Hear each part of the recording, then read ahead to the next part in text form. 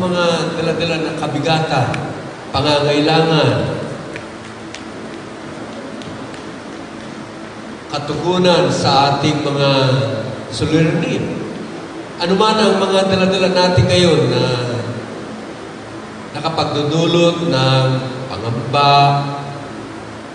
nagdudulot ng pagkaagam-agam, yung inaalis sa iyo yung kapayapaan, ay bigay mo lahat sa Panginoon. Dahil kapag ang Panginoon ay kinakatagpo niya yung kanyang mga alagad, ay sinasabi niya, fear not. Sinasabi rin ng Panginoon, peace be with you. Kaya ano man yung mga dala-dala natin ngayon, yung mga nag-aagaw ng ating atensyon, ng ating focus sa Panginoong Jesucristo, bigay natin sa Kanya. Sapagkat lahat yan ay kayang-kaya ng Panginoon na dalhin. Kaya yung sinasabi ng awit, if He has carried the weight of the world on His shoulders, He can carry yours. Lahat ng may pangangailangan kay Jesus, taas ang kamay. Okay, mayuban nyo na. Tayo sama-sama ng langit. Hallelujah, Jesus.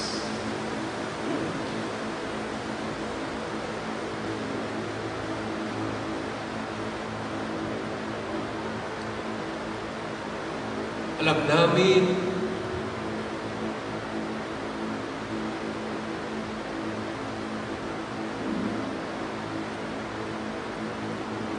Panginoong Jesus, narito ka sa aming kalagitnaan.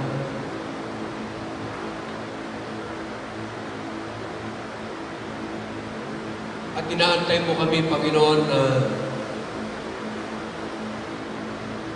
may talaga namin ang aming lahat sa iyo. At narito kami, Panginoon, upang sambahin ka namin, dakilain ka namin. Itaas namin ang iyong pangalan na mataas kaysa anumang pangalan. Papapurihan ka namin, Lord Jesus, sapagkat karapat-dapat ka na tumanggap ng lahat ng papuri, luwalhati at pasasalamat.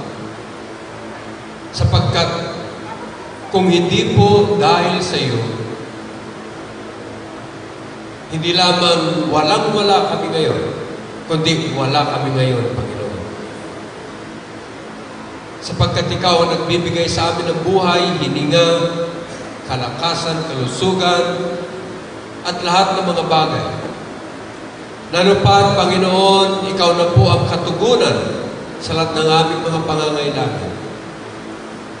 At sa aming pakikipagtagpo sa iyo, Lord Jesus, upang italaga namin ang aming lahat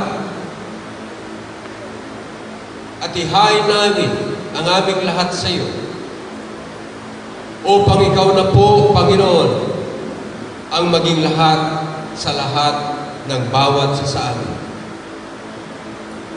And then we can say with Paul,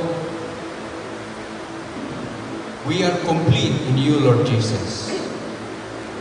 Na kung ikaw ay nasa amin na, wala na po kaming pangangailangan pa. Just as David said, the Lord is my shepherd, I shall not want. Kaya ngayon, Panginoong Jesucristo, narito kami upang maghain, magtalaga ng aming lahat sa iyo, kalakip, Panginoon, yung mga pangangailangan namin. Kalakip, Panginoon, ang aming mga suliranin. Kalakip, Panginoon, ang mga dala-dala namin. Nagdudulot ng kabigatan sa aming buhay.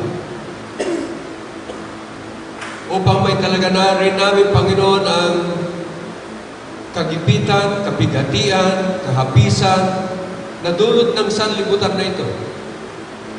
Upang ikaw, Panginoon, ang magbigay sa amin ng kapahingahan, kapayapaan, kagalingan sa aming pangangatawa.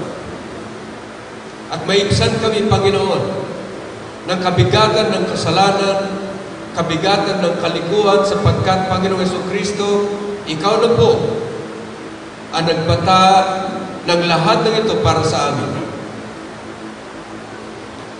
Kaya nga, Panginoon, aming iniayag sa sanlibutan na ito, na sa pamagitan mo, Panginoon, sa aming pagdulog sa iyo, sa aming paglapit sa iyo, sa aming paghahain ng aming lahat sa iyo,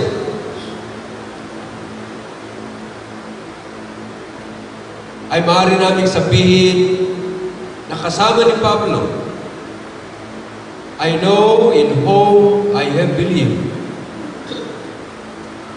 and I am persuaded that Jesus is able to keep that which I have committed unto Him against that day. Masabi rin namin, Panginoon, na and this is the victory that overcometh the world, even our faith in the Lord Jesus Christ. Kaya, Panginoon, sa aming pagsampalataya sa iyo, buong tiwala, Panginoon, na naman ang mga pangangailangan namin na aming pinahayag sa pagtaas ng aming kamay, pagpapahayag na kailangan namin ng iyong mahimalang pagkilos, mahimalang pagpapagaling, mahimalang pagtugon, at pagtagpo sa lahat ng aming pangangailangan. Ngayon, Panginoong Jesucristo, binibigay namin ang lahat ng papuri, luwalhati at pasasalamat sa angkop at eksaktong tugon mo sa lahat ng aming pangangailangan, sapagkat ang lahat ng ito, Lord Jesus, ay aming iniling mula sa iyong matamis at makapangyarihan na pangalan, sa pangalan mo po, Panginoong Jesucristo, at ang lahat at bawat isa sa amin ay magsabi ng Amen and Amen and Amen. The Lord bless you all. Tayo na po ay makakaupo.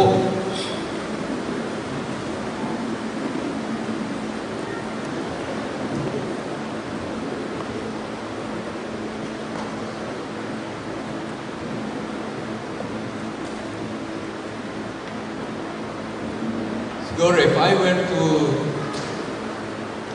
take verses to support and complement the Word of God which we are about to feast on today,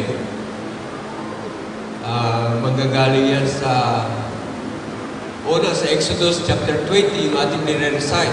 No?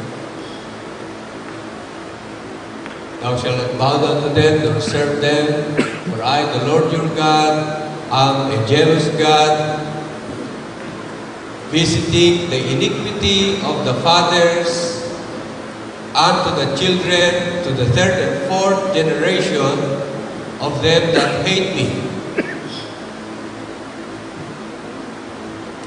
Subalit, pinagpapakitaan ko, showing mercy, sa libot-libong, the thousands of generations of them that love me and keep my commandments.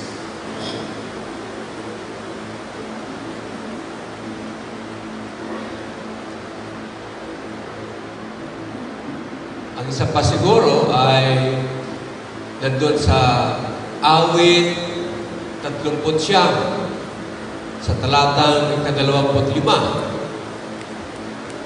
na ang binabanggit doon sa lahat ng mga nagdedeboto ng kanilang lahat sa Panginoong Jesucristo, and therefore they are counted as righteous. Dahil yung pagdedeboto ng ating lahat sa Panginoong Jesucristo ay putting our whole faith in the Lord Jesus Christ. Na kung paano si Abraham ay binilang na matuwid dahil sa pananampalataya sa ating pagtatalaga naman ng ating lahat, na ipinagkatiwala natin ang ating lahat sa Panginoong Jesucristo, tayo rin ay naibilang na matuwid. At yun ang sinasabi rin ni Pablo na wala na akong sariling katwiran, not having my own righteousness. Ano na yung katwiran na ni Pablo? Yung katwiran niya ay yung katwiran na dulot ng Panginoong Jesucristo. Paano? Sa pagsampalataya. Ito yung tanging katwiran na katanggap-tanggap sa Diyos. Yung ating nire-recite din sa Philippians chapter 3. Makakatulong din siguro na basahin ninyo yung Hebrews chapter 11. Ituloy nyo na sa chapter 12 ng Hebrews. Sapagkat yan ay talaan. No? Talaan ng mga bayani ng pananampalataya. Hall of the Heroes of Faith. Kung ikaw ay mapunta sa Malacanang, meron doon nakalagay na Heroes Hall. At nandun lahat ng mga picture yung mga presidente. No? So itong chapter 11 ng Hebrews ay ito rin ay talaan ng mga magigiting na lalaki sa pananampalataya.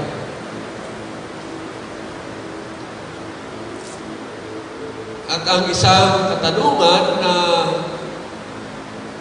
gusto natin ding masagot ay kanino nananampalataya ang mga lalaki nito, ang mga babae. Kasama niyan si Rahab. No? So, babasahin na ninyo lahat yan, Hebrews chapter 11, Hebrews chapter 12.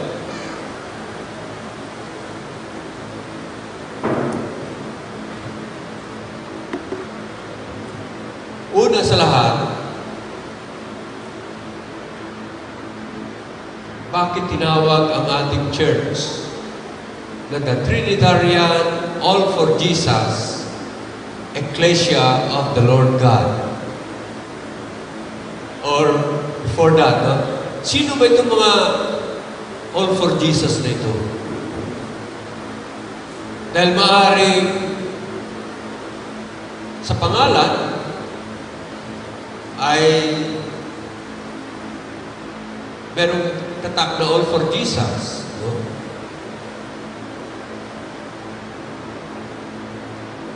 Pero kahit tatakan mo dito sa puwit, all for Jesus. Tatakan mo dito sa ulo, all for Jesus.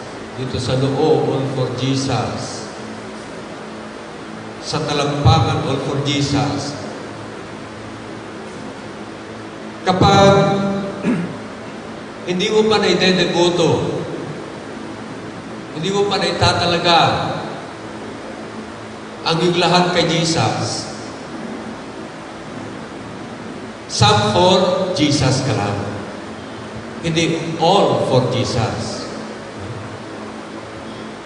Pero yung hinihingi sa atin ng Panginoong Jesucristo ay hindi all for Jesus, hindi some for Jesus, hindi sometimes for Jesus, kundi all for Jesus, all the time. Ayun, ang hinihingi ng ating Panginoong Jesucristo. Dahil doon pa lang sa Ten Commandments, yung unang bahagi noon ay pag-all for Jesus. No? Thou shalt love the Lord thy God with all of your heart, with all of your soul, and with all of your strength. Yung tatlong sangkap na yon ng pagkatao. Heart, biblical heart. No? Hindi yan yung physical heart. Hindi yan yung pagka yung dalaga, nakita yung boyfriend, yun yung physical heart. Yung biblical heart ay nandyan nakasaad yung ating kaisipan, yung ating pagpakay, ang ating mga sinasadya, no? Doon sa Hebrews chapter 4, verse 12, no? The Word of God there discerns the thoughts and intents of the heart, no? Sinisiyasat ng salita ng Diyos ang kaisipan, pagnanais, pagsadya, pagpakay ng bawat tao. So, yan yung biblical heart, no? Sumunod yan ay yung soul, with all of your soul. Ano ba yung soul na yan? Yun yung pagkamalay, no? May pagkamalay sa iyong sarili. Self-consciousness. Kilala mo kung sino ka. Alam mo na hindi ka si Jose Rizal, hindi ikaw si Gabriela Silang, ikaw ay ikaw. Yun yung self-identity. Pagkamalay na pagkakilala patungkol sa sarili. At yung pangatlo na sangkap ay yung ating katawan.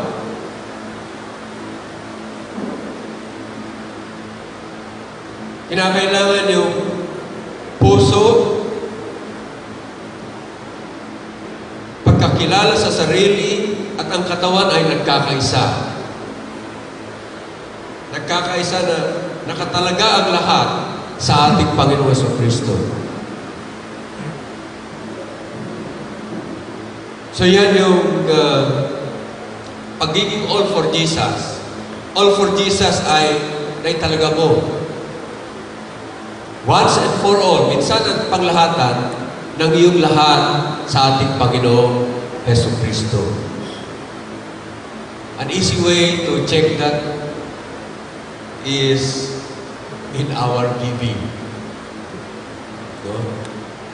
Dahil sabi natin, all for Jesus. Tingnan lang natin yung mga tithes natin. Binibigay ba natin ang lahat talaga kay Jesus? Dahil kung yung pera na bukas ay maaaring mawala, ay hindi mo may bigay kay Jesus, may bibigay mo kaya yung sarili.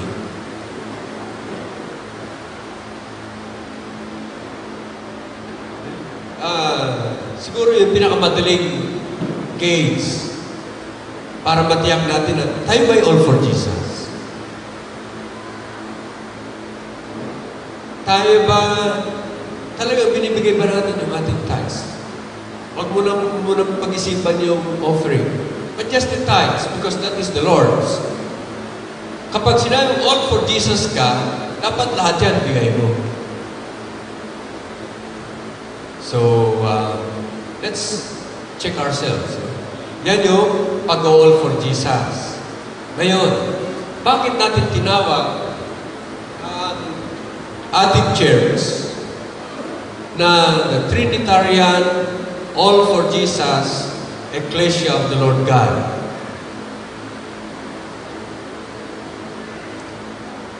Yan ay kinuha natin sa pattern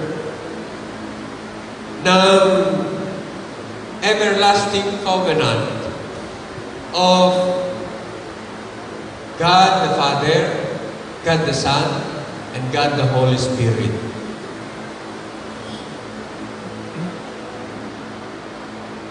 Madalas nababanggit ko yung pattern ng pagiging all for Jesus ay kahit doon sa Apostolic Church, the first 100 years of the church, kung basahin niyo yung Book of Acts, and some of the traditions of the church, makita nyo na ang daling makilala yung mga Christians. Dahil lahat ng kanilang ginagawa, pagtawag sa Diyos, pananalangin sa Diyos, ang ginagawa nila ay pagtawag sa pangalan ng Panginoong Jesucristo. Pananalangin sa pangalan ng Panginoong Jesucristo. Kaya madali mong makilala kung sino ang all for Jesus noong panahon na yun. Mahuli mo sila sa kanilang mga bibig. Ang tawag sa kanila ay, they are off the way.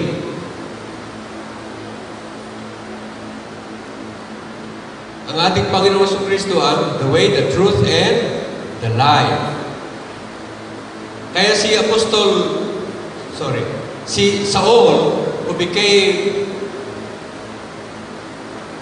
Apostle Paul later on, madali para sa kanya na huliin yung mga Christians because yung buhay nila nagre-reflect ang Panginoong Jesucristo. They were all for Jesus. Madaling huliin ang mga Kristiyano noon. But then Paul met the Lord in the road to Damascus at naghimala, nagpakita ang Panginoon doon sa kanya. At ang sabi niya, Saul, Saul, bakit mo ako inuusig? No? Why dost thou persecutest me? Ang tanong ni Saul ay, sino ka, Panginoon? Who art thou, Lord? Nagpakilala ang Panginoon. Ang Panginoong Jesucristo. At ang sabi ng Panginoong Jesucristo, mahirap na labanan mo ako. Sapagkat yung paglaban mo sa akin ay para mo tinatadyakan ang tinig.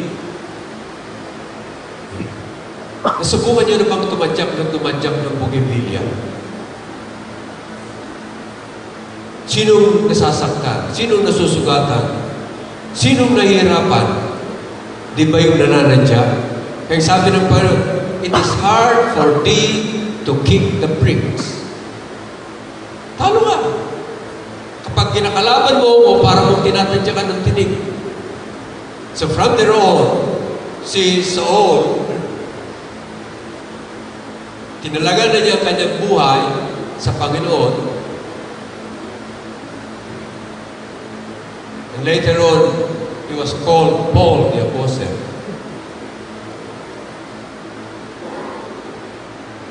So, yung mga all for Jesus, madaling makilala noong Apostolic Church, panahon ng Apostolic Church. Because they were calling upon the name of the Lord Jesus Christ. They were praying unto the name of the Lord Jesus Christ. They put their faith upon the name of the Lord Jesus Christ. Mga all for Jesus lahat yan. No? They were ready to sacrifice their lives for the name of the Lord Jesus Christ. Pero yung pagkuha ng pangalan ng ating church ay hindi lamang mula dyan sa kauna-unang kapanahonan ng New Testament Church. Yung Trinitarian All for Jesus Ecclesia of the Lord God, yung pattern yan ay kinuha pa doon pa man sa walang hanggan. Even prior to the creation of the world, before the world was. No? Sapagkat yan sa walang hanggang kasunduan na yan ng Trinity, meaning God the Father, God the Son, and God the Holy Spirit, ay merong kayusan, merong kasunduan. Yung Diyos Ama, sinisinta niya ang kanyang ang Diyos Anak, kaya ibinigay na niya ang lahat ng mga bagay sa kamay ng anak.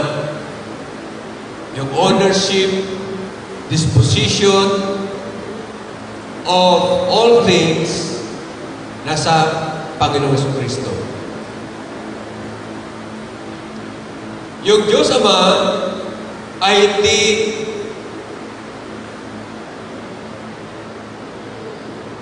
He doesn't judge. No?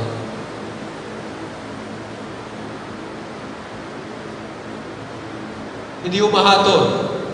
Ang Diyos Ama hindi umahatol, kaya sapagkat binigay na niya ang lahat ng kahatulan sa anak.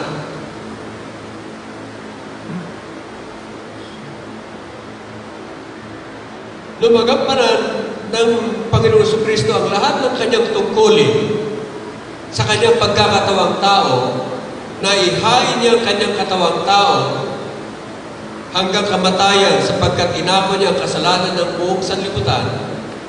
At sa kamatayan ng kanyang katawang tao ay babayaran niya ang kasalanan ng buong sanlibutan sapagkat ang kabayaran ng kasalanan ay kamatayan. Lumagampanan niya na yon at nabuhay niya muli ang kanyang pagkatao. Because the Son has the power to lay down His life and He has the power to take it up again. Noong mabuhay niya ang kanyang katawang tao, sinabi niya ang ganito sa kanyang mga alagad: lahat ng kapangyarihan, lahat ng authority, lahat ng kapamahalaan ay ibinigay na sa akin. No, kapamahalan sa langit at kapamahalan sa lupa. So, itong ating Panginoon, itong Diyos Ama ay all for Jesus. Yung Diyos Espiritu Santo naman, lahat naman sa Kanya ay binigay niya sa anak.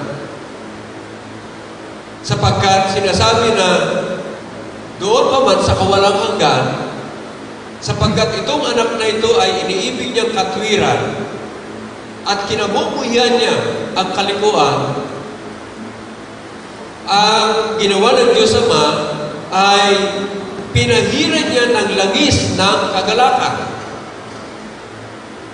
Itong Diyos anak na ito, ano ba yung langis ng kagalakan na tinatawag dito? Because in eternity, there are no material things yet, no?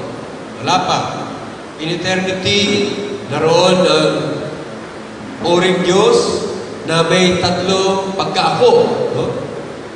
Yung pagkaako ng Ama na oring Diyos, yun yung Diyos Ama. Pagkaako ng oring Diyos na anak, yun yung Diyos Anak. Pagkaako na oring Diyos, yung Diyos Espiritu Santo, kaya yun ang Diyos Espiritu Santo. So doon sa kawalang hanggan, wala pa yung created universe, no? Wala pa itong mga material things. Ano yung sinasabi nito na thou lovest righteousness and hated iniquity. Therefore God, that's God the Father, even thy God has anointed thee with the oil of gladness above thy fellows. Ano yung pinang-anoint ng Diyos Ama? Itong Diyos anak na ito, na tinatawag na oil of gladness. Oil is one way of representing the Holy Spirit. Or the Holy Spirit at times manifests Himself as oil. No? Ano itong oil na ito? Ito yung walang hanggang Espiritu. No? This is the eternal Spirit, the Holy Spirit. Sapagkat yung nangungusap ng salita ng Diyos. Sino yung nangungusap ng salita ng Diyos na yon? Sino yung eternal prophet na yon? Yun ang ating Panginoong Jesucristo. Siya yung kapahayagan ng kagustuhan, kalooban ng Diyos. Kaya tawag sa Panginoon Kristo. The testimony of Jesus is the spirit of prophecy. No? So, anong pinang-ano dito sa Diyos anak na ito? Yung Holy Spirit. Dahil yung doon sa John 3:34, sinasabi doon na yung pinang-ano sa Panginoon Kristo so that He can speak the words of God, the Holy Spirit was given unto Him without measure. No? Walang sukat. Bakit walang sukat? Because the Holy Spirit, according to Hebrews chapter 9, verse 14, is the eternal Spirit. So, pag ibinigay ng Diyos Ama yung Holy Spirit sa Diyos Anak, inanood niya yung Diyos Anak ng Holy Spirit, walang hanggan ang pagbibigay sa Kanya ng Holy Spirit. So, yung Holy Spirit, all for Jesus.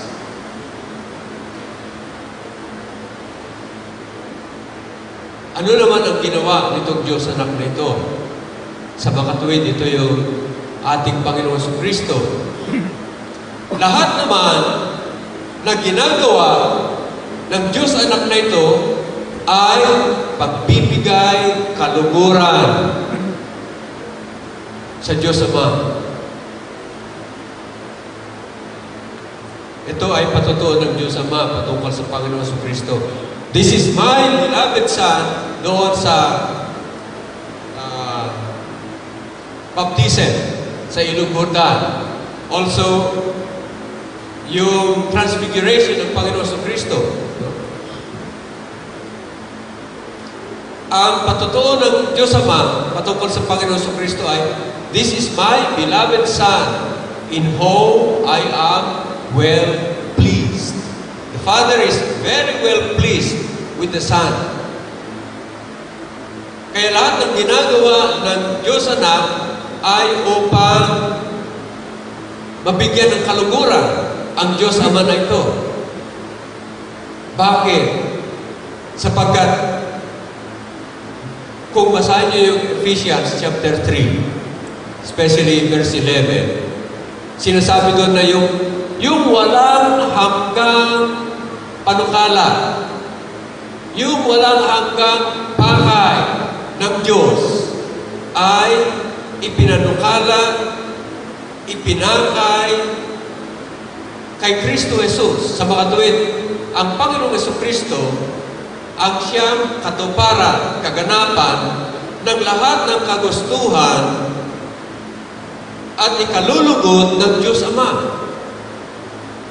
Kaya ang patutuo ng Diyos Ama patungkol sa Diyos Anak ay, this is my beloved Son in whom I am well pleased.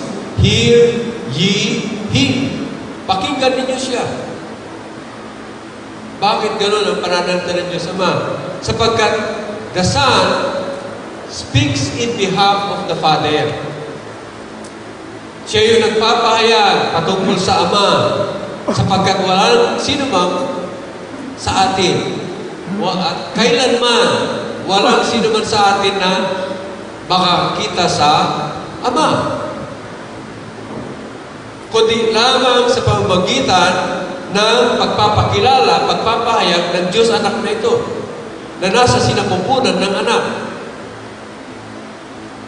Kaya sabi ng Panginoon Kristo kay Felipe, nung sabihin ni Felipe, Panginoon, pakita mo nga sa amin ang Diyos Ama. Sabi ng Panginoon, Uy, Felipe, matagal na tayong magkasama.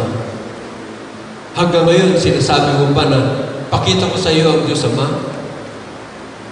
Kaya sabi ng Panginoon Kristo, ang nakakita sa akin ay nakakita na sa Ama.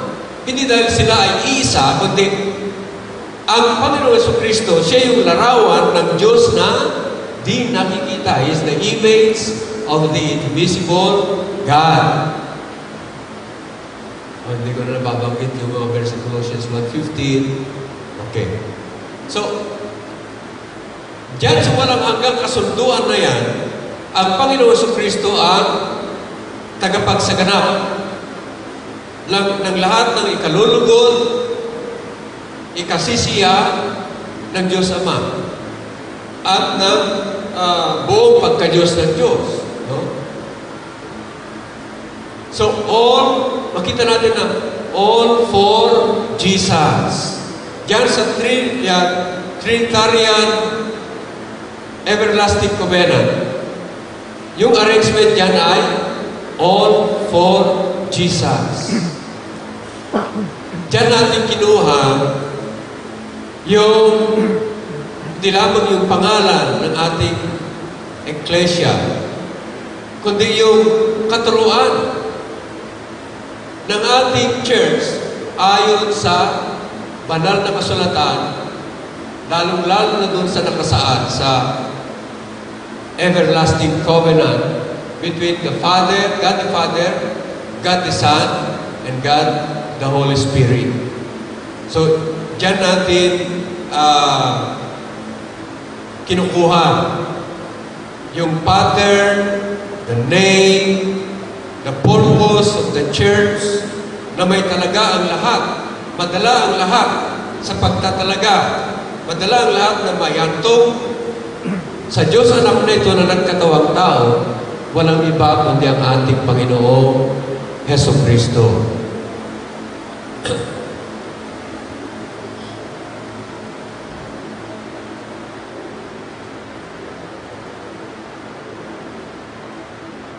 Diyan sa lumang tipan, yung pinaghainan. So, from eternity, punta naman tayo sa lumang tipan.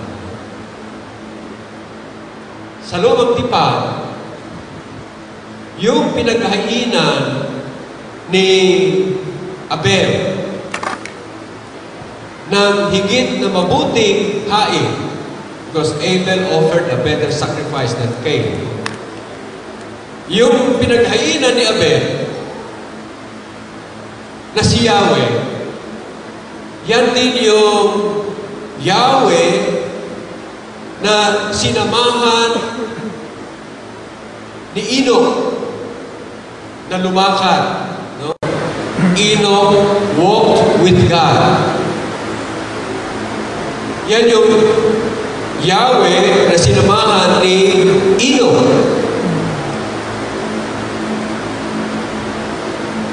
Inyong pansinin yung pagsama ni Enoch. Sapagkat nung panahon na yan, Genesis chapter 5, Genesis chapter 6, napakasama ang mga tao. Nang description dyan ay, and God saw the wickedness of man, that the imaginations of the thoughts of their hearts was only evil continually. Wala nang inisip ng mga tao, kundi kasamaan, no? Paggising sa umaga, masama na kaagad ang nasa isip. Bago matulog, puro masama ang iniisip. Ganyan kasama ang mga tao.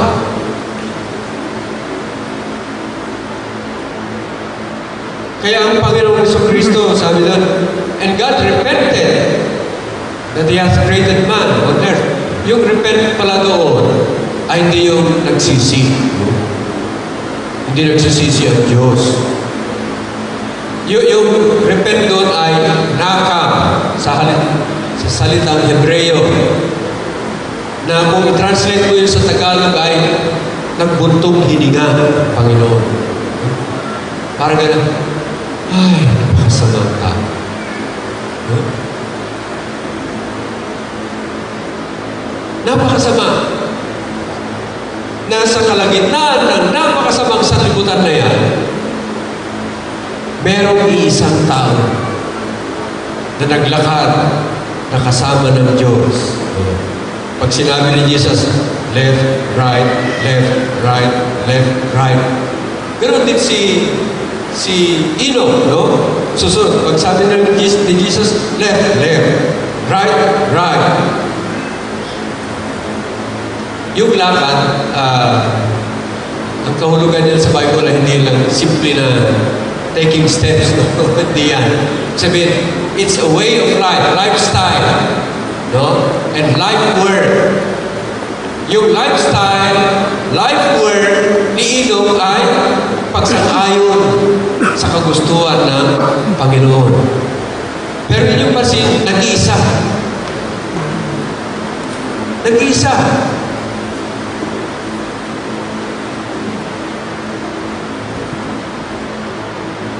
Maaaring marami sa atin dito na hindi niya tuloy-tuloy yung kanyang pag-all for Jesus. Dahil maaaring sabihin niya, nag-iisa lang ako sa bahay. O yung mga barkada ko, sa barkada ko, walang mag-isa na mag-all for Jesus. Yung mga iba naman, maaaring they have a lingering question. Ano kaya pag talaga akong aking lahat kay Jesus, baka mapabayaan ko naman ang aking pamilya.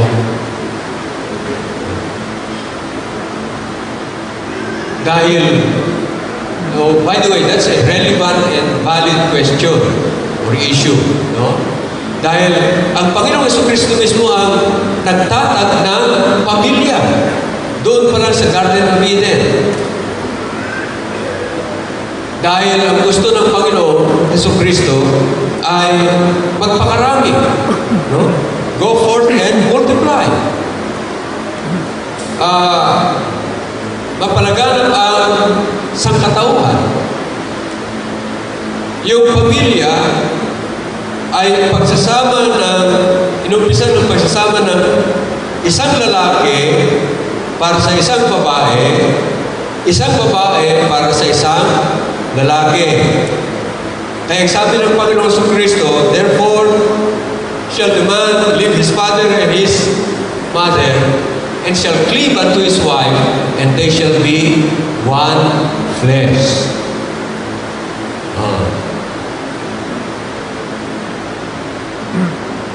Sabi ko nga sa Bible study kahapon, ang mga tao, pagka-sex ang pinag-uusapan, nahihiya.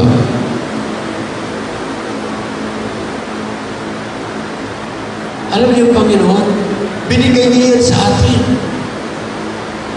But it has to be enjoyed within the bounds of marriage. Hindi yung kung saan-saan lang yan, kung saan na magkita, doon na parang manok. No?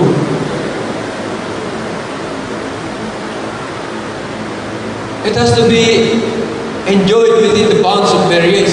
Napakaganda na regalo ng Panginoon sa Kristo sa mag-asawa para magpakarami kayo.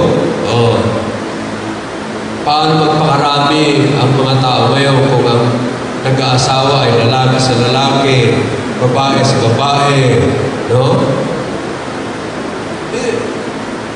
It defeats the purpose of marriage.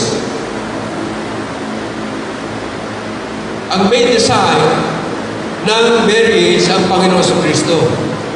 And He has wired us as sexual beings, male and female, created He them.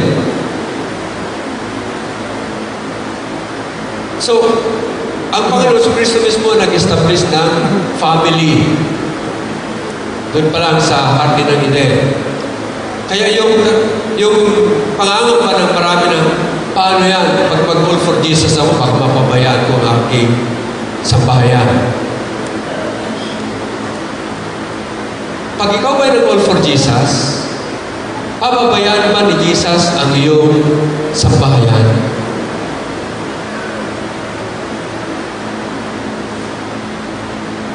Take the case of Enoch, no?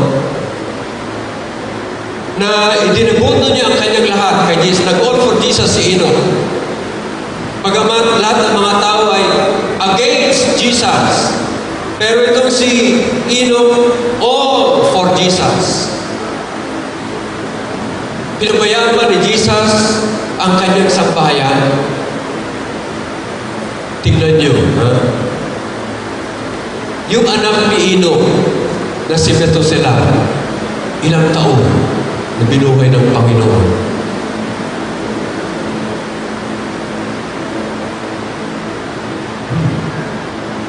Ilang taon?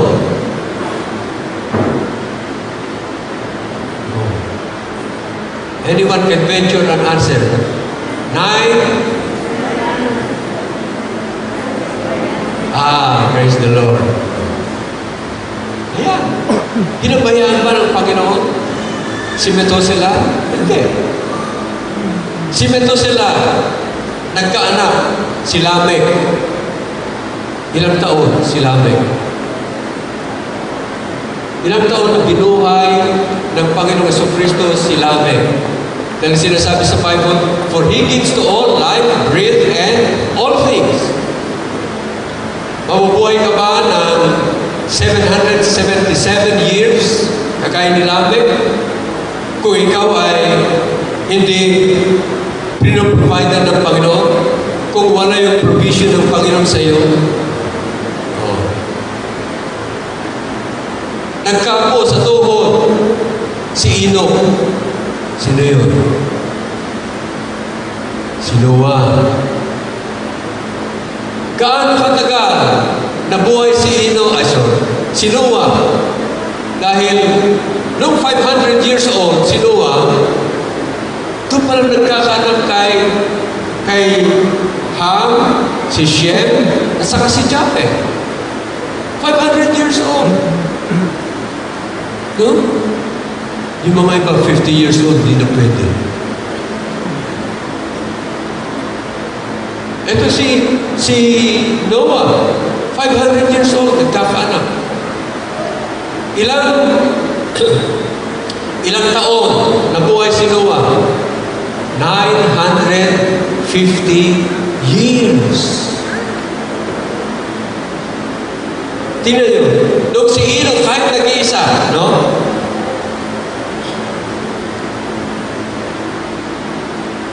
Parang walang pakinabang, nag-iisa lang ako. Pero ang kanyang ginawa ay, tinalaga niya ang kanyang buhay kay Jesus. Sa pagtatalagay niya ng kanyang buhay kay Jesus, yung sambahayan ni Enoch, pinalagaan ng Panginoon.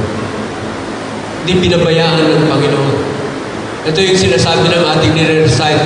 But showing mercy unto thousands of them that love me and keep my commandments.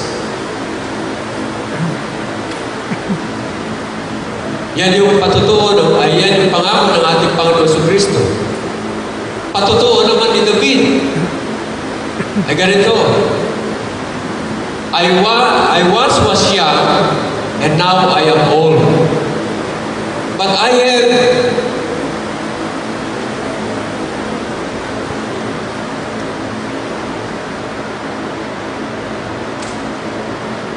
have not yet seen the righteous forsaken, nor his seed begging for bread. Sabi niya, ako'y tumanda na. Sa aking pagtanda, kailanman hindi ko nakita ang mga matuwid, ang lakad, dahil kasama nila si Jesus na napabayaan, na itinakwil ni ang kanyang mga anak na mamalimos para mabuhay. Never. Hindi nagpapabaya. Itong Yahweh na ito,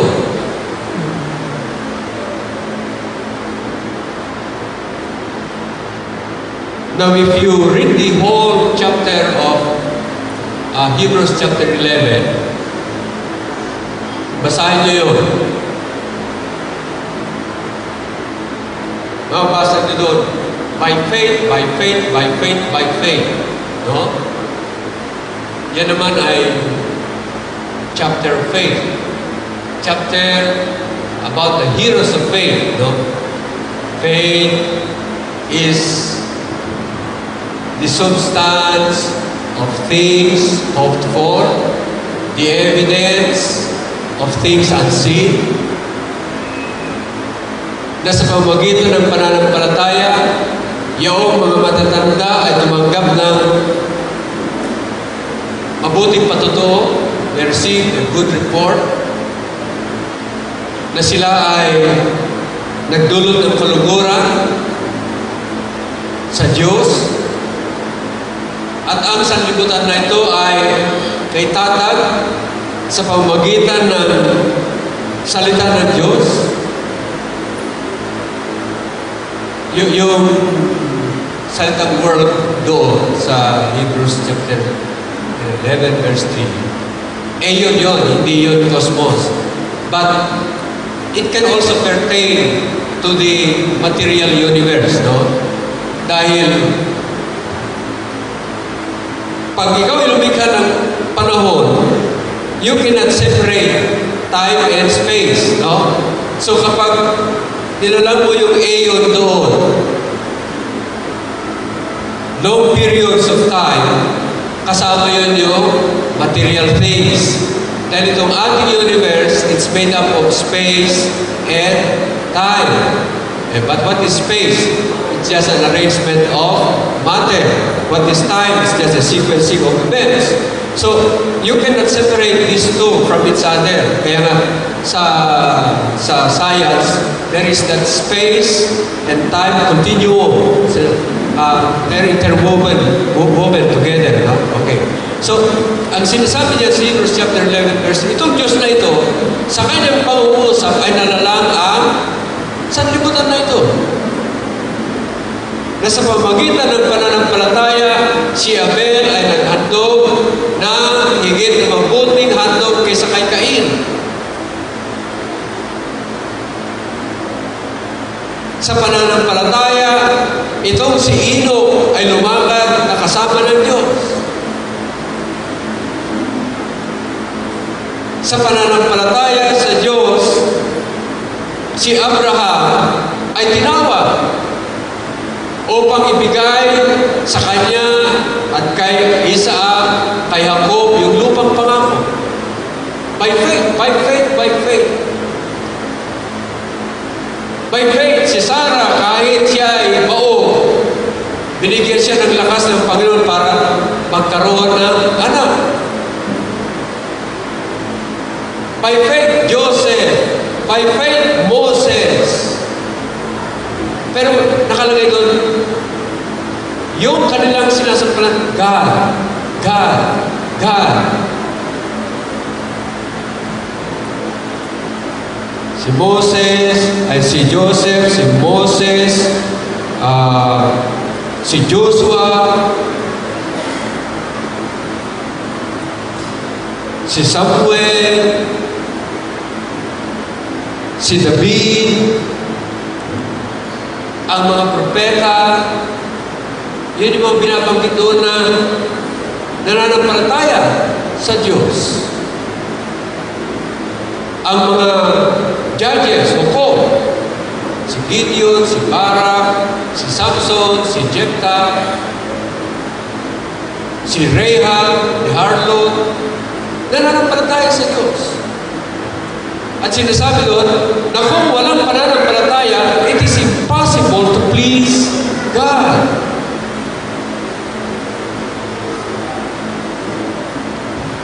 For everyone that comes to Him must believe that He is, and that He is a rewarder of them that diligently seek Him. Sino itong Panginoong Diyos na ito na tinutukoy? Na kahit mag-isa si Abel, patuloy sa pananampalataya sa kanyang Diyos. Yung sinamahan ni Enoch na Diyos. Sino yung tumawag kay Abraham na Diyos? Nanangako kay Abraham, kay Isaac, at saka kay Jacob na isang dako na ang nagtatag ng pundasyon na yun ay ang Diyos. Sino itong Diyos na ito? Itinutukoy. na sinampalatayanan ng mga magiting na lalaki at babae na kahit sila ay makaranas ng pagdurusa, makaranas ng hinagpis, makaranas ng kabigatian, some were assaulted, some died by the sword, dahil sa pagsampalataya nila sa Diyos na ito. So, starting from Genesis, si Abel, hanggang sa panahon ng mga patriarchs, no? Sila Abraham, hanggang sa panahon ni Isaac, ni Jacob, si Joseph, no? Si Moses, all the patriarchs, panahon na. Pagdating ng hukom, judges, yung hukom na yan, hindi yung kagaya ng mga judges natin ngayon, no? Diyan sa Department of Justice. Hindi yan. Ang mga judges, ang trabaho nila noon is to be able to proclaim what is right and wrong according to the Lord, no? Kaya pagka merong ahatulan, anong matuwid sa Panginoon? They did judge right from wrong and wrong from right. Yan yung gawain ng mga hukom. Pero ito ay may mga sinasampalatayan na sinasabi by faith sa Diyos na ito na tinutukoy. Dumating kay David, no? Sabi ng Diyos patungkol kay David, yung anak ni Jesse ay isang lalaki who is after my own heart, sabi niya, and will do my will. Napakaganda pa totoo. Pero sino yung Diyos na ito na sinasabi na Diyos ni David? Sino yung Diyos na tinutukoy ng mga propeta? Si Daniel, sila Jeremiah, sila Isaiah. Sino mga ito?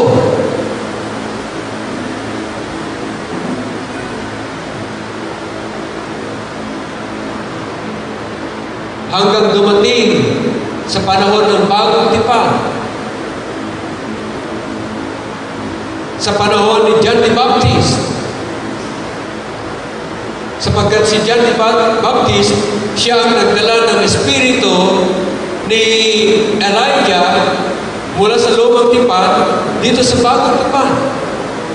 And he was the first to proclaim, "Prepare ye the way of the Lord, make His path straight, repent, for the kingdom of God is at hand." Sino itong God na tinutukoy ng mga ito? No?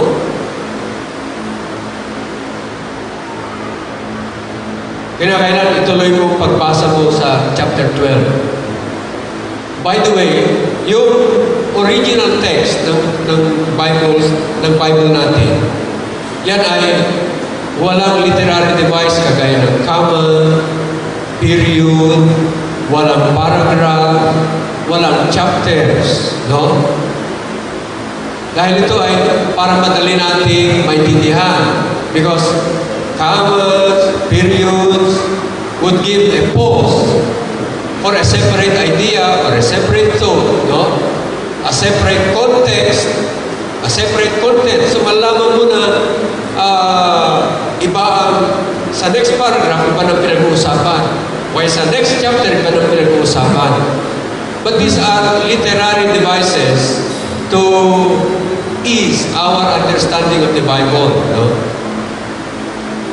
Sa mga tuwid, yung pagkakasulat ng Bible, tuloy-tuloy yan, tuloy-tuloy.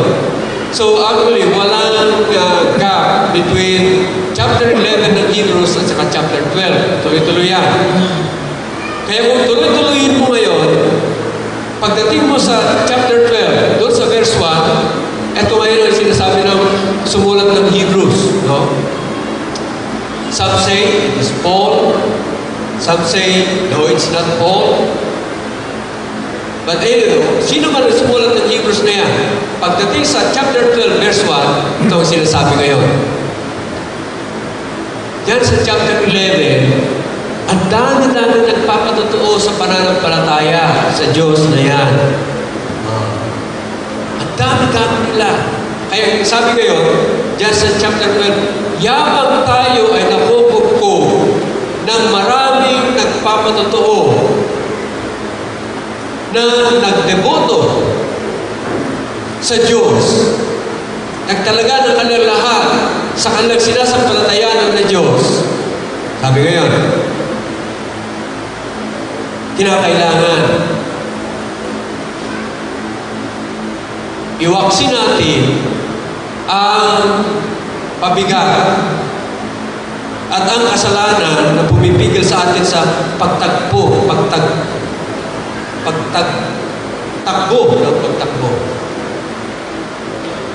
Let us run with patience the race that is set before us. Yung mga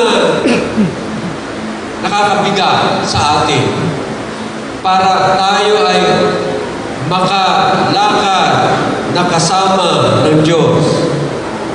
Tayo ay makatakbo sa takbo'y pananampalataya. Waksin natin yung mga pabigat. Ano na yan? Mga kasalanan, mga bisyo, no? Mga pabigat lahat yan. Mga nakakatiso, pabigat lahat yan. Seeing that we are surrounded by a great cloud of many witnesses, let us lay aside the weight and the sin that easily beset us, and let us run with patience the race that is set before us. No? O dami nagpapatotoo na kung tayo ay magdeboto ng ating lahat sa Panginoong Diyos na yan, makakasumpong tayo ng mabuti. Sapagkat ang mga yan, hindi ganap ang kanilang pagpapala kung tayo ay hindi pa pinagpala. No? Kaya dapat kinakailangan magpatuloy tayo sa pananampalataya. Sino yun? Diyos na sinasabi na yan.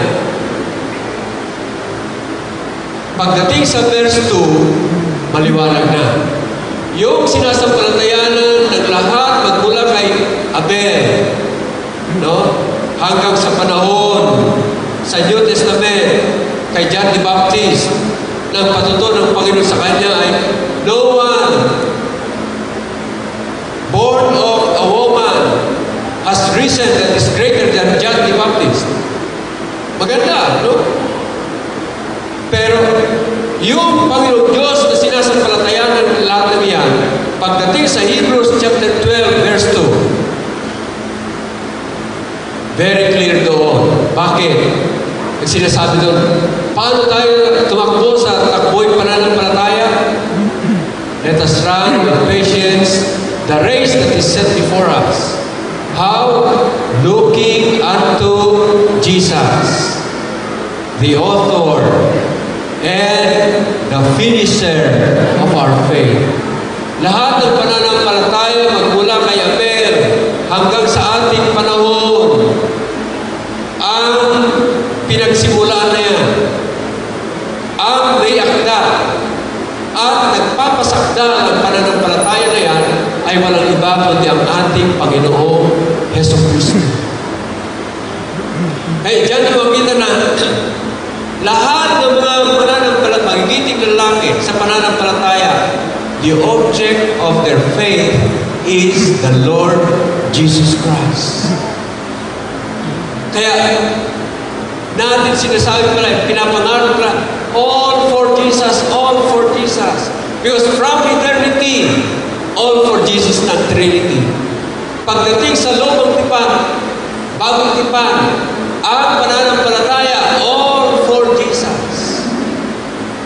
that will be all throughout unto eternity.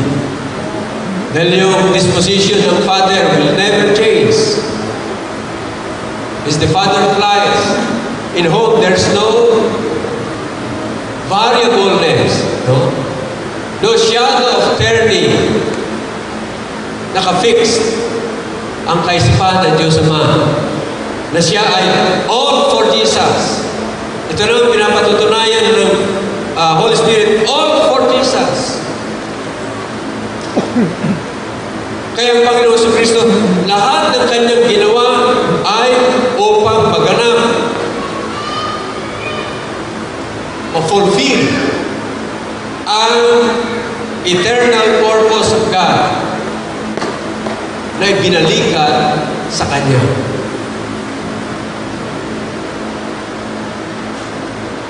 Yung pagiging all for Jesus ay hindi lamang sa ating kapanahonan o hindi lamang sa ating dako sa lupa dito. Even in heaven now, kung basahin niyo yung Revelation chapter 4, Revelation chapter 5, makita niyo doon na lahat ng mga nasa sa kalangitan ngayon, the present heavens, because heaven and earth shall pass away. Mapapalitan ito ng bagong lupa at bagong langit at bagong lupa. But I'm talking of the present heavens now. If you want to have a picture of the present heavens now, read Revelation chapter 4, read Revelation chapter 5. Ano yung makita mo dyan? No? Lahat ng mga nabubuhay na naroon sa langit.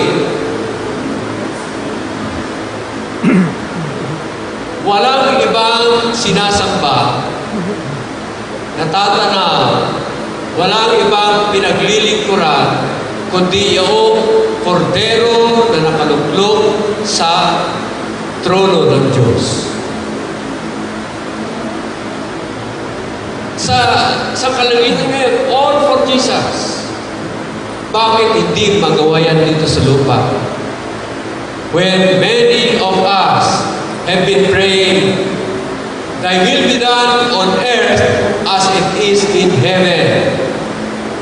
Ang will ng Father sa heaven, lahat ng mga nangaroon ngayon, isa lamang ang tinatanaw, isa lamang ang pinaglilingkuran, isa lamang sinasamba. Sino yun? The Lamb upon the throne.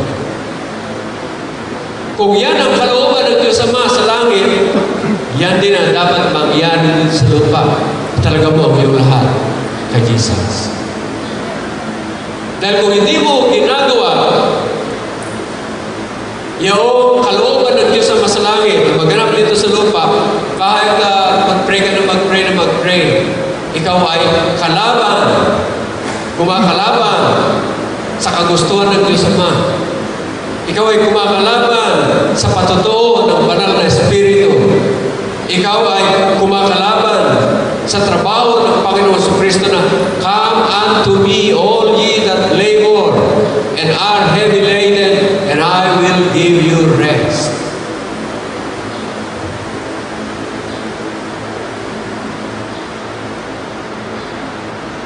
Narapat ba? Makatarungan ba? May talaga natin ang ating lahat kay Jesus? Amen. Bakit dito lang? No? Hindi naman siguro tupa, kambing. Tayo all for Jesus. Makatarungan ba na may talaga natin ang ating lahat kay Jesus? Amen. Kung gano'n, narapat na talaga natin ang ating lahat kay Jesus. Dahil kapag tinalga mo yung lahat kay Jesus, hindi ka pababayaan ng Panginoon. Hindi rin pababayaan ng Panginoon ay yung salit-saling lahi. No? Pagpapalain, kung paano pinagpapala ng Panginoon Jesucristo, pagpapalain din ng iyong mga anak at kapwa-apuhan. Dahil ang Panginoon, kung nagpana siya noon sa mga lumalakad na kasama ng Panginoon Jesucristo, like Enoch, like Noah, no? Pagpapalain din ng Panginoon. Ang bawat sa atin na lumakad na kasama ng Panginoon. Pagpapalain din ng Panginoon ang ating thousands of generations that love Him and keep His commandments. Lahat ng magnais na italaga ang kanyang lahat kay Jesus ay niling tumayo na tayo tumayo at tayo ay manalangin ng pagtatalaga ng ating lahat sa ating Panginoon Jesucristo. Hallelujah, Jesus. Marami pong salamat, Panginoon.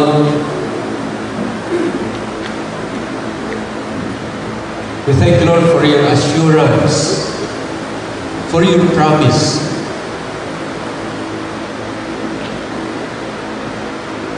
That you will never leave us nor forsake us. Because, Lord, you will always abide in those who abide in you. Kaya sa aming pagtayo sa iyong harapan, Panginoon, nangangahulugan na buo ang aming kapasyahan na may talaga namin ang aming lahat sa iyo. Sapagkat, Panginoon, hindi nababaliwala, hindi tinatanggihan,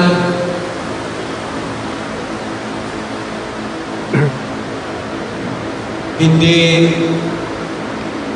mawawala ng kabuluhan ang aming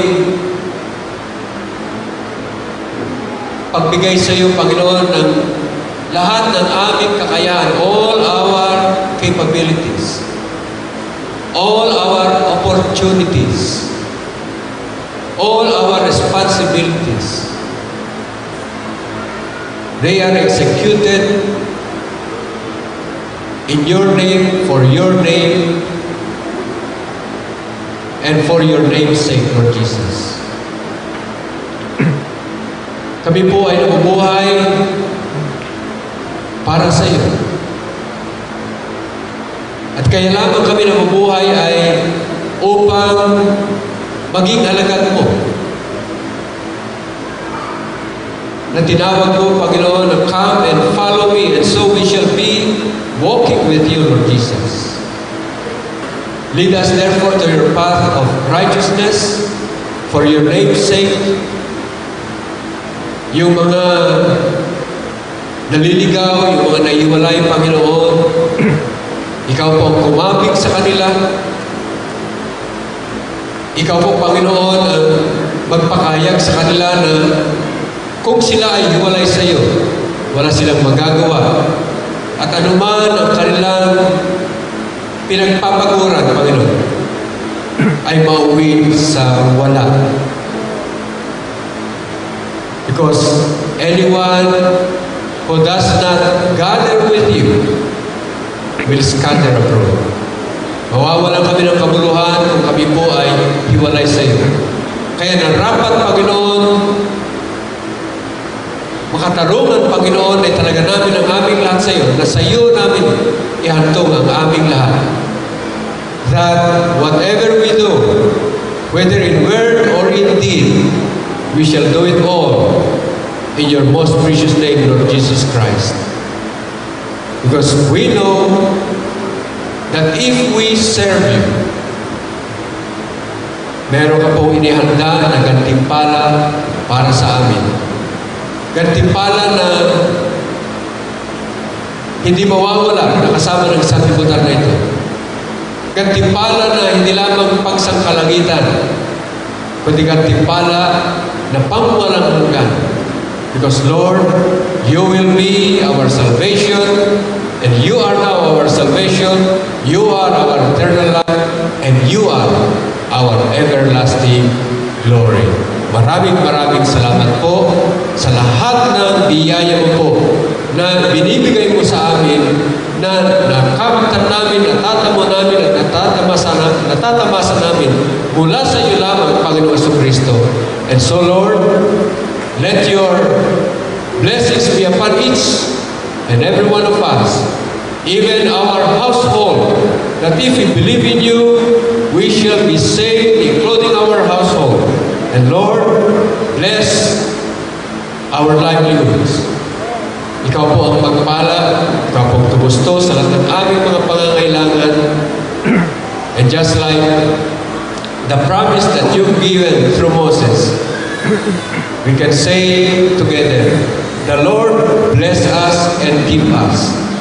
The Lord make His face to shine upon us and be gracious unto us. The Lord lift up His countenance upon us and give us peace.